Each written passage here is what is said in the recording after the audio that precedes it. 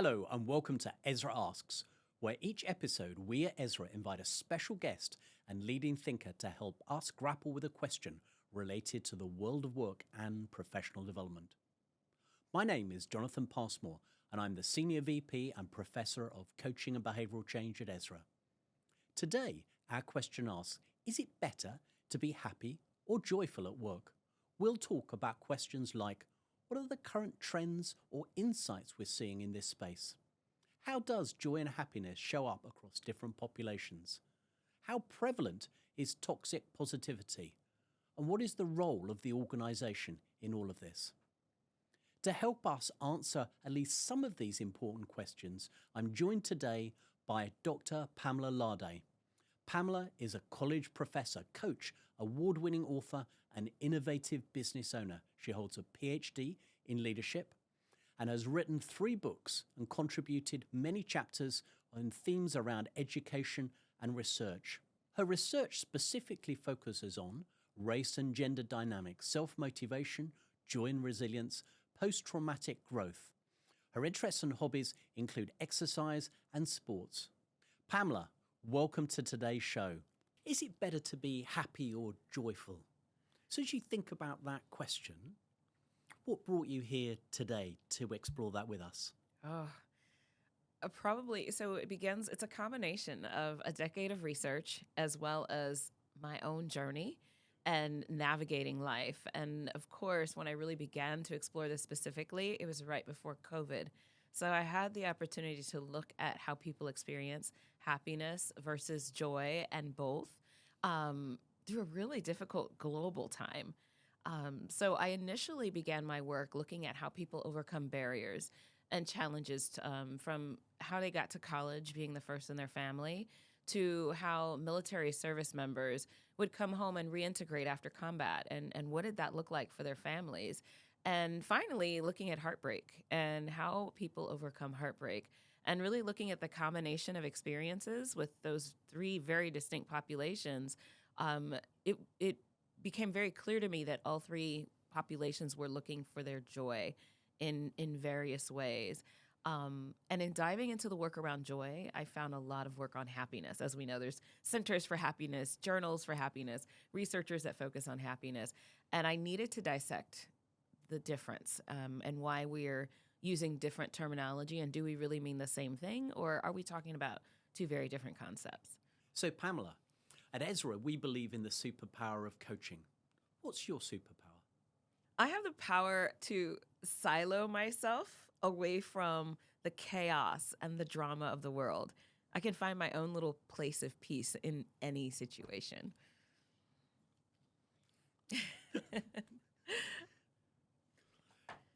Maybe a great place for us to start would be exploring that difference between joy and happiness. How do you distinguish between the 2? It's interesting because it's often, I should say, not always, but used interchangeably. And I'm very particular about language. So I've been dissecting the difference between the ways in which joy and happiness have been described. And when I look at the works of positive psychologists, for example, happiness is often tied to well-being. It's often tied to strategies and being able to navigate through life and finding a place of contentment and peace. And when I read the works on joy, which there's a lot less work out there on joy, there is a tie to spirituality. I had a conversation, interestingly, with Martin Seligman, who said, I kind of stay away from joy. That's the spiritual stuff, you know. And I get it, because there is a level of internal depth that comes with joy. And I tie that more to resilience. When you look up joy from the American Psychological Association, they define it as an exhilaration of the spirit. And I see happiness as a form of contentment. I am at peace. I'm content. When I see exhilaration, I see energy. I see a drive to really overcome something.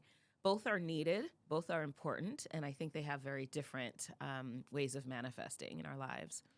And how much does time play an important part in that definition between the 2, happiness and joy? Is one more permanent than the other? So the way that I've seen it, and this is again me diving into historic, works from Aristotle to Robert Diener, and what have they been saying about it?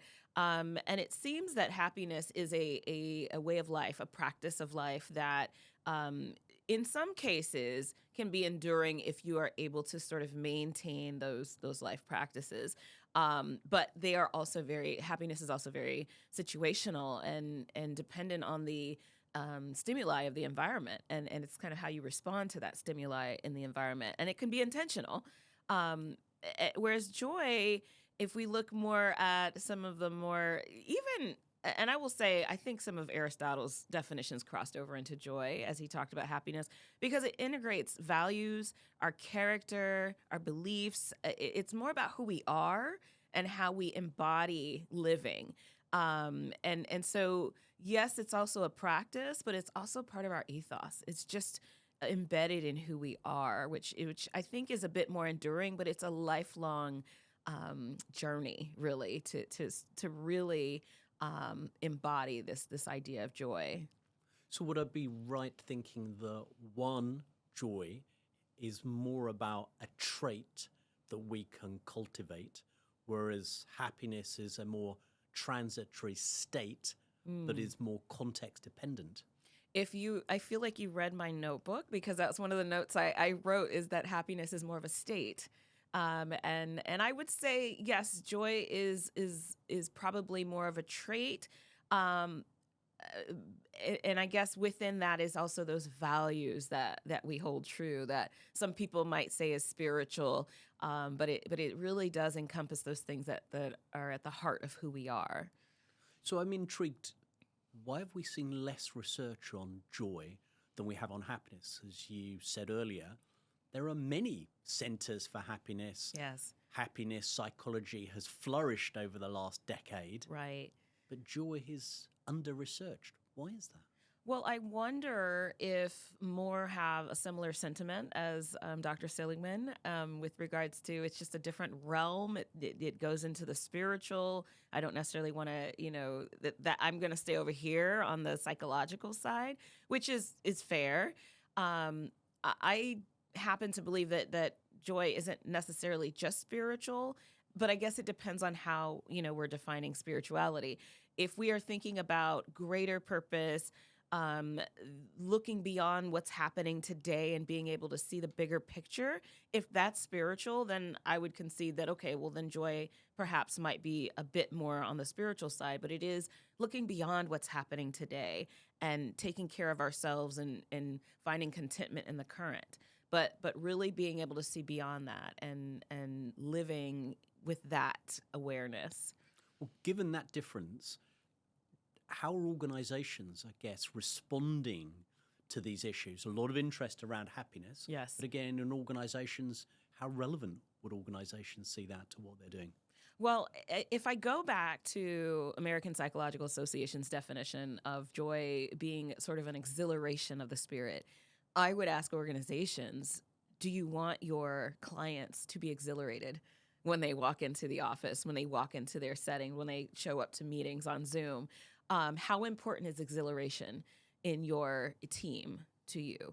And, if some people say, nah, just get the job done, well, it's not a priority. But I think that there is something important about having that level of energy and enthusiasm for the job that goes beyond being happy and content with the way that, the job environment is. So, Pamela, tell us about how these ideas connect to well-being. Well, it's really the formula to well-being. I think it's really important for us to understand that the puzzle pieces to well-being involve experiencing happiness, being able to embody joy, and to the extent that we struggle with that, our well-being is going to suffer. And at the same time, it's reciprocal. Because the better shape that our well-being is in, the more we're able to nurture more joy and more happiness in the workplace, in our lives, in our families, wherever. And you have been writing, probably one of the first writers to really explore the issue of joy and bring it back into attention. Tell us a little bit more about the research that you've been undertaking and some of your recent publications on this area. One of the commonalities that I found, and it's not incredibly different from some of what some other psychologists have found, is of course that idea of connection. This is key. I mean, it permeates through a lot of the different research, but the idea of connection not only it not only creates helps create joy, but it also nurtures joy. It is what is the word, contagious. So it's the kind of thing that if we are among a community of people who understand the concept, we can sort of bring forth the joy across the organization, because it is something that is a shared value. And there comes that word, value once again. It's a commonality. And so that's one of the most important things that was just a very loud and clear theme across all of the populations that I've looked at, is that idea of community. Even in the cases for first-generation students who didn't have support from their families, and that wasn't the case for all the students, but for those who did and had really adverse relationships with their parents, they had somebody that they can point to who could sort of bring them into the place where they wanted to be, and really share in the joy of that journey, with them. One of the other things that I think is really important is that joy is intimately tied to well-being. And if one is struggling with well-being, they're going to have an incredibly difficult time building strong and positive communities. If they are operating from that place of unwellness, they tend to gravitate to situations that don't nurture joy, and so well-being is really the foundation of the model. I created a model, the multidimensional model of joy, and it is in essentially well-being is at the forefront. And then you have the communities. And then on the other side, if you can visualize it, on the other side, stemming from well-being is also our practices of joy. So if our practices are not rooted in a place of positive well-being, our practices are also not going to nurture joy. So it's community, well-being, and our practices that sort of lead to our liberation. And liberation can mean a lot of things. Liberating from toxic work environments, bad relationships, oppressive governments and societies. I mean, but it takes well-being, it takes community, it takes integration of joy practices to get to that place of liberation. So what could leaders do to craft joy in the places of work, in their teams, in their organizations? So there are 4 practices of joy that are part of this model, and essentially they all start with E, interestingly, but it's the ethos. And so again, it's that character, who you are, what your values are. It's the experiences that are created intentionally that create joy. It is the emotion, and that's what most people think of when they hear about joy. And so the emotion can be just I'm exhilarated, or I'm, whatever is welling up inside of us. But then there's also the expression, which I'm laughing, I'm dancing, I'm, and what does that look like in the workplace? What does expressions of joy look like in the workplace? It could be that I know of one university, for example, they have a day where they all come together and they scream together. And it's just a nice release, just to, let it all out. And people actually really love that tradition. And one of the things that I wanted to mention is that if we are really intentional about those 4 E's, about, how do we tap into the ethos? What is the thing that everyone in this organization is here for? What do we believe in? What do we want to be a part of in terms of the bigger picture? That can tap into that ethos form of joy. And so for each of those E's, there are ways to stimulate joy that can be relevant to whatever work environment that you're a part of. There has been much talk about toxic positivity, as if you can overdo some of these aspects. Yes. What's your response to that? Yeah, I think that's a really important point, because it's this idea that And there's two that kind of go together. There's false positivity, and then there's toxic positivity. And the false positivity is more, I'm going to pretend I'm good. I'm just going to smile. And I'm in a lot of pain right now, and I'm just going to ignore it. And I don't want anybody to see it. And that often stems from an environment of toxic positivity, which says, you're fine. Let's just smile it off and let's just keep going. And so our response is to embody a false positivity. What I think is important is for us to, if we go back to psychological safety and being willing to allow people to be their authentic selves. And I know this is really uncomfortable. It's not always easy to say, let's be honest about what's going on. But those environments are the ones that create the most authentic relationships. And with those authentic relationships, we can trust each other. And so it's hard when an environment doesn't already have that, because transitioning to, I'm going to be authentic, and this is a very dangerous environment, and it's not psychologically safe. It's not reasonable. I was going to say it's not possible, but it's not reasonable to expect that people would be their authentic selves. So in order to eliminate this environment of toxic positivity, oh, you're fine, we're happy, let's celebrate things that probably don't matter as much as I'm actually struggling inside, or I'm afraid I'm going to get laid off. It's important for us to be willing to, what's really going on. Let's learn the truth here and face the truth. So yeah, toxic environments, toxic positivity really does nothing but mask the real problem, which comes forth anyway. It ends up coming forth whether you are going to be forthcoming with it or you want to ignore it. In either case, we're going to find out. And I guess the other thing that is a challenge for leaders at the moment, there's political issues going on, economic challenges, the wider environment. Yes. Permafrost disappearing. Right. Why this and why now? Oh, goodness. It's interesting because every era thinks they're the one, and it's the end, and it's terrible, and there's wars, and it is unfortunately just been the pattern of humanity. And so there's always things. I think it's important to understand that joy is all the more reason to be able to embody joy, to protect our well-being, to continue to nurture and grow our well-being so that we can be in a position to address those things.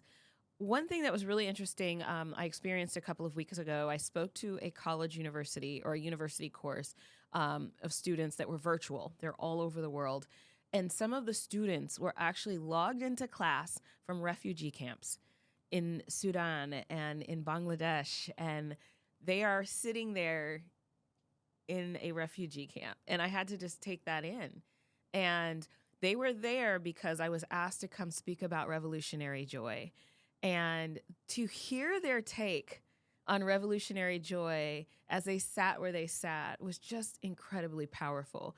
It was a concept that offered them hope, that offered them an understanding of the strength that they have and what they can be energized to do when they are able to embody that sense of revolutionary joy. So when I see people in situations like that and they're able to embody joy and claim moments of happiness, it reminds me that at any level, how important it is for us to consider how that can help us through whatever situation that we are facing. From your research, how does joy and happiness show up in different populations, in different national cultures? Mm-hmm. Well, so one of the most important, I think, what I'm seeing emerging now is with social justice. And this is historic. I mean, we can look at the civil rights movement, we can look at women's rights to vote, and there's ways in which they try to find joy in those movements. The women burning their bras. I mean, yeah, I'm making a statement, but it's kind of fun to set the bra on fire, And so, civil rights movement, you're finding, so Martin Luther King, for example, there's moments where he's having a good time and he's laughing, with his companions and his friends. Um, but if we look at today, what I'm noticing is what's happening with the absence of joy and the absence of happiness in the workplace. In the fall, we had 3 Black women who were prominent at universities pass away. And since I've been here, I've had conversations with people who have told me it's not often that we see Black leaders at the top of universities, leading universities and senior positions. And so what we're seeing in the United States is that ceiling is being broken. And I would say a lot of the women that I went to college with, our cohort of master's degree, doctoral candidates are now breaking those barriers. We're reaching the top. We're taking on executive top positions. But what's happening is that we are experiencing incredible distress, incredible racism, a lot of silencing, and it's creating a illness, the opposite of well-being. And these 3 Black women who passed away within the last 6 months, one of which was on the job while she was on the stage. She was a president of the university, didn't want that job and didn't want the stress of it, but accepted the pressure and went ahead and did it. One woman took her life. Dr. Candia Bailey wrote a dissertation about how Black women in administrative top-level positions are struggling, and ended up that being the very reason. She wrote in her final letter about how difficult the university environment was. So what I'm seeing is with different justice movements that are happening right now, and in the United States, there's just a lot of friction between in the conversation around race and justice and DEI. I'm seeing a struggle with happiness and joy in the workplace. And what we're also seeing is people are stepping back from those positions, starting their own businesses so they can get away from those environments that are incredibly oppressive. So what do we need to do to change those organizational cultures, whether that's universities or that's other organizations, to provide a place where everyone can flourish and people can succeed despite leadership being a challenging place to be? Right. Well, I think first and foremost, it's a matter of trusting who you're bringing in. So if you're bringing somebody in whose job it is to address diversity and inclusion, or whose job it is, there are HR positions that I'm saying now that's all about well-being and environment. To go beyond the lip service and throwing money at it and doing sort of the surface level initiatives, but really going deep and really being willing to make those changes that are risky, that might not look like what we normally do, but really being willing to take that extra step. And if it doesn't work, being willing to learn from it and grow, but not being afraid to do it because it's not what I'm used to doing. So if we're going to be a little bit more specific, for example, when we bring somebody in who's willing to sort of assess, like, what's really going on? What are the experiences you're actually having? Not to be afraid to get that data. I've been part of organizations that are like, no, if we answer those questions, if we ask those questions, we'll be responsible for what they tell us this environment is like. Yeah. So how do you get past that fear and hear the stories and learn the truth so that you can adapt accordingly? Tell us a little bit about some of the research you're doing now looking at coaching. So one of there's a few. One of the ones that I guess comes close to the forefront. I'm working with a group of women who are looking at the experiences of Black women in the workplace, and really how coaching can address or is addressing those different experiences that we're seeing. Because I believe, and here's where my bias is that coaching is in a unique position to address some of these very challenges that we're facing in the workplace. Some of the Black women that we've spoken to have said things like, yeah, I expressed this particular challenge that I was having. I felt that I was being discriminated against. I was experiencing microaggressions, and my supervisor assigned me to a white male coach in the UK. And I don't know how to identify or connect. And while that in and of itself might not necessarily be a problem, because it's not always about a Black leader needs a Black coach. There's research that actually shows that that's not always just the simple answer. It's a lot more complex than that.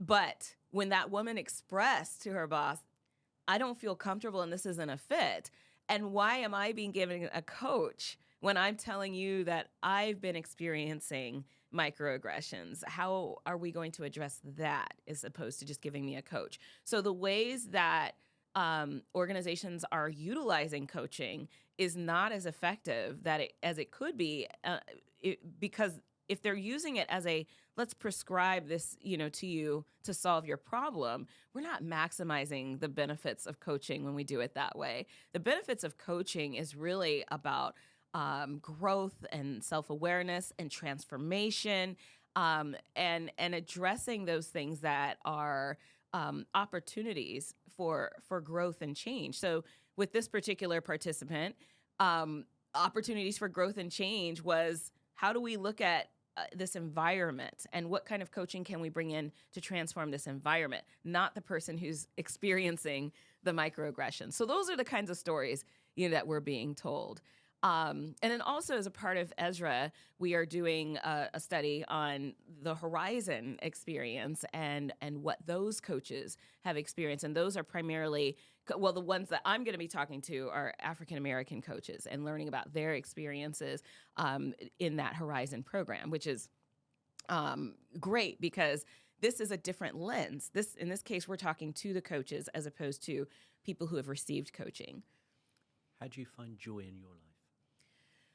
Oh, so it's interesting because I am blessed to have had a family that embodied joy. And, a lot of people talk about childhood trauma. My trauma didn't show up until adulthood. So I was very protected as a child. And then I walk out into the world and all the things happen. I mean, workplace trauma, sexual assault. I mean, a lot of different things that happen when you're an adult and you're out there in the world, racism. And it was like, how do I find my joy in this? This isn't what I was used to when I was insulated, as a child. And so for me, it was a combination of being able to reach back to what did I learn?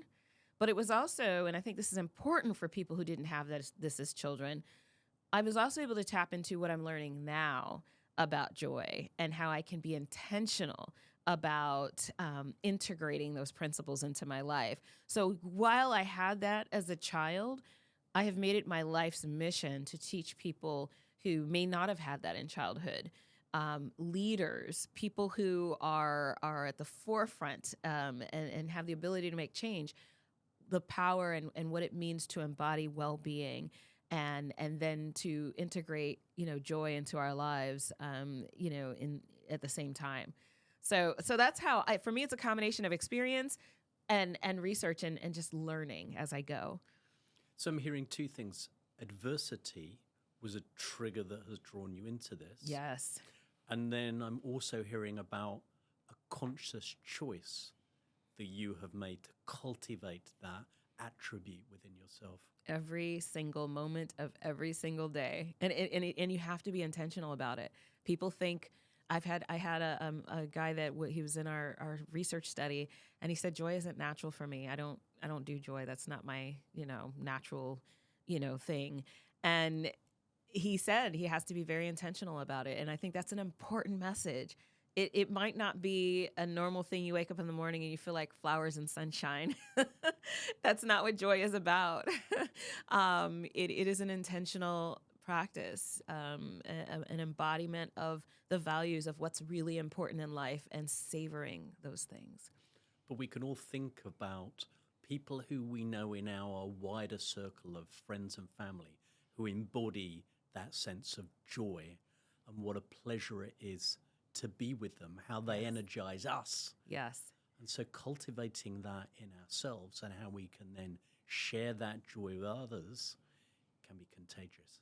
Absolutely. Absolutely. And if you find yourself being a little annoyed or adverse with somebody who has a lot of joy in their life, it's a great opportunity to self-examine, what's going on with me that bothers me so much about their joy. So look for the positive, even in the negative. Absolutely. Yeah.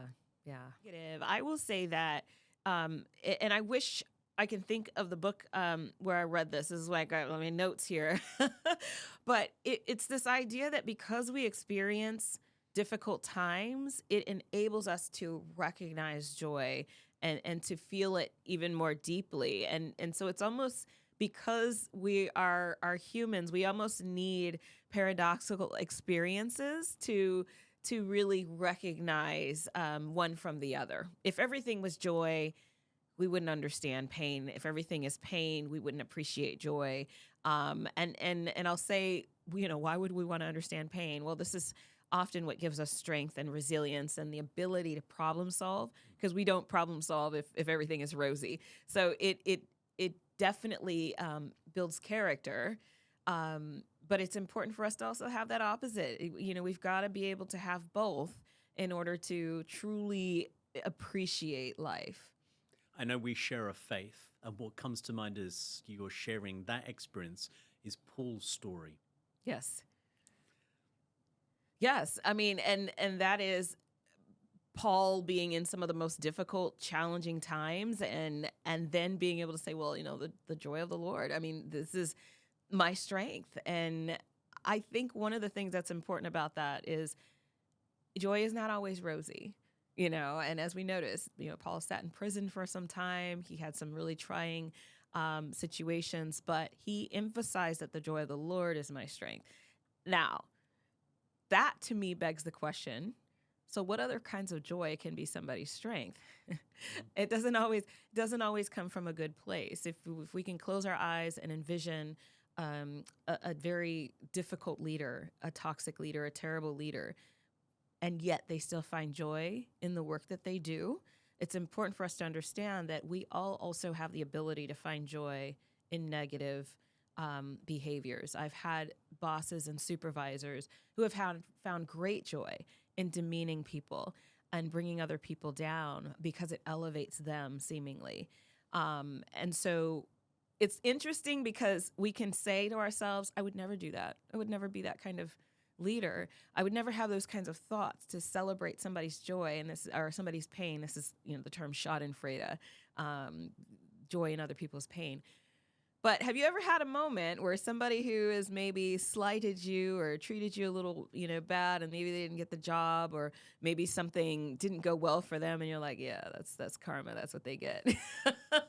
Those little thoughts come from a place of seeking joy in the wrong places.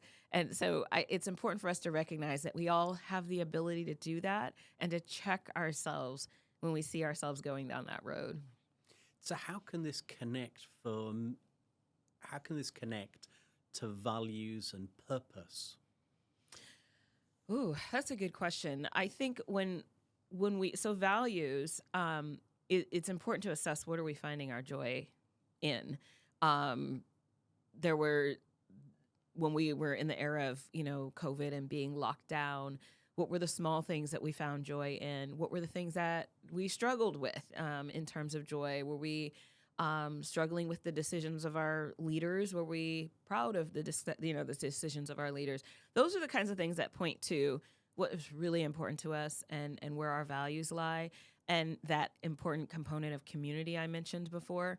Who are you aligning yourself with, and what are you sort of building together? So I think those moments of joy give us a hint to what it is that we truly value and what's important to us. And again, I emphasize, ask ourselves, where am I finding my joy? Where is it coming from? As Paul said, finding my joy in the Lord. But where are you finding your joy? Is it in those moments of victory that you experience with your team? Is it in those quiet moments? How do you express it? And really getting to know, what, because all of these things nurture our well-being. So what am I celebrating? And have you found for yourself that where you're finding joy has changed over the years? Absolutely. Absolutely. And it's just a matter of the more that I learn about myself, um, solitude has been great. I remember there was a time where I struggled with solitude. I would, especially when I was in college and all of my classmates would go away for the summer and I was on campus working 3 jobs and I had this son and I didn't know how we were going to make it from day to day. I just knew I had to work hard and there was no support system present in the geographic location where I was. So I struggled with that. And nowadays, and it could be because the design of my life is very different. I love the solitude. I seek it out. I jump on planes by myself. It's just a different approach to life, a different appreciation for that level of what I call now peace. Back then, I would have called it loneliness. So if there were 2 or 3 things to share with our listeners who are tuned into the podcast of advice to cultivate joy within themselves, what 2 or 3 tips would you give people as we close our conversation? I would say to find your people. That's so important. There is a coach, and her name is oh my goodness, her name is Dawn. I'll just call her Dawn. But she has this concept that find a brag buddy. Somebody, because there's so many there's so much stigma to saying, guess what? I'm flying to London and I'm going to be presenting. And it's like, oh, who do you think you are? Like, oh, you have those populations of people that are not really genuinely supportive of what you do.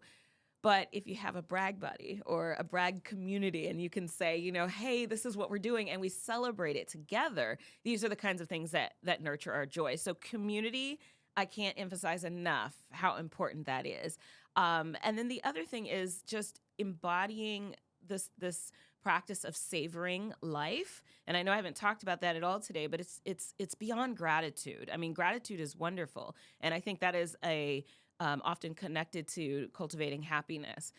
With joy, it's this idea of savoring life, being in the moment. So if I can just be in the moment right now, I'm sitting here with Jonathan Passmore. We are in EZRA Studios. We're having this amazing conversation. How do you savor these moments and not just let them pass you by? And I will say that I had this skill before I even understood what it was when I was working on my bachelor's degree and I had a little 10-month-old son. And every time I drove through the college gates, I would just bask in, this is the university. And every time, graduation, same thing. And so I'm still in awe. I never lost the awe of that. And I think those are 2 important ways to nurture joy.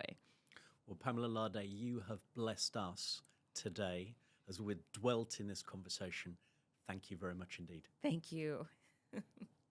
We'd love to hear your thoughts about some of the questions that we've explored today and how you can bring joy into your team and organization. Don't forget to subscribe and share. We look forward to welcoming you to the next episode of EZRA Asks.